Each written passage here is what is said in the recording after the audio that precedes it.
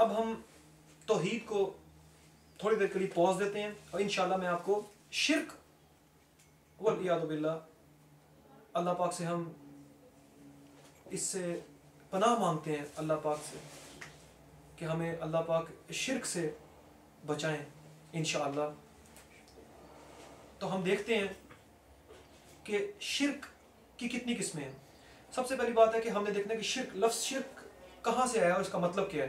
شرک ایک عربی لغت کا ایک لفظ ہے جس کا جو کہ ایک روٹ ورڈ سے نکلا ہے شارکہ، جس کا لٹرل مطلب ہے شراکت کرنا، ایسوسیشن.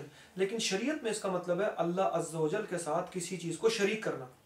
اب جس طرح کہ میں نے اپنی یہ ٹاک کے شروع میں بات کی تھی کہ لوگوں کے مسلمان امت کے اندر یہ امپریشن بن گیا ہے کہ جو شرک ہے وہ صرف ایک ہی طرح کا ہے کہ اگر سامنے اپنے بت رکھ کے اس کے سامنے سجدہ کرو یا اس کی پوجا کرو تو یہی شرک ہے. یہ انڈرسٹینڈنگ صحیح نہیں ہے.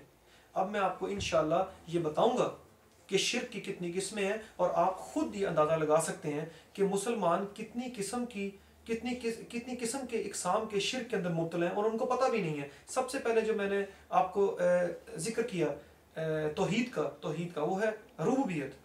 آئے دیکھتے ہیں کہ ربوبیت کے اندر شرک کس طرح ہوتا ہے. اللہ کی ربوبیت، توحید اور ربوبیت، اس کے اندر شرک کیسے ہے. تو پہلی طرح کا شرک ربوبیت کے اندر ہے بائی ایسوسیشن، یعنی کہ اللہ عز و جل کے ساتھ شراکت کر دینا اس کی ربوبیت میں. اس کی مثالیں میں آپ کو دوں گا دنیا کے 3 بڑے مذاہب سے.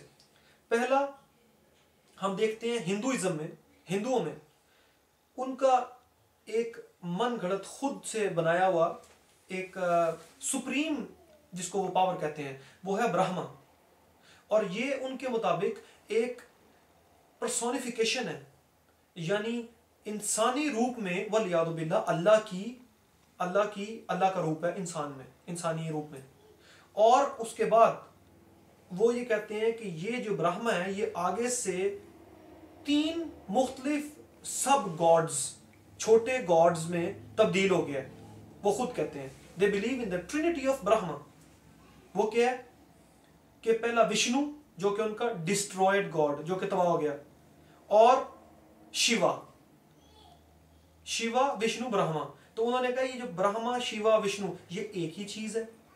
اور سبحان اللہ خود ان کے آپ بلیف دیکھیں کہ اس میں سے خود ہی کہہ رہے ہیں کہ ایک گاڈ جو کہ ان کے مطابق گاڈ ہے. اور ہم نے دیکھا لیسا کمثلہ شیء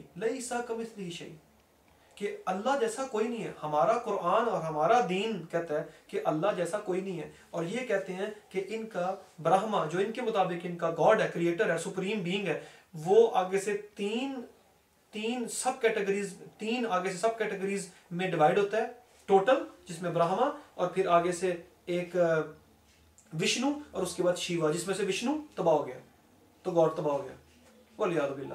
دوسری کلاسیکل ایگزامپل ہم لیتے ہیں کرسچنز کی، جس طرح میں نے آپ کو پہلے بتایا کہ کرسچنز یہ بلیو کرتے ہیں، جس طرح کہ آپ کو معلوم ہوگا کہ والعیاذ باللہ اللہ پاک کی ٹرینٹی میں وہ بھی بلیو کرتے ہیں کہ عیسیٰ ابن مریم علیہ السلام وہ کہتے ہیں کہ وہ اللہ بھی خود ہی ہیں.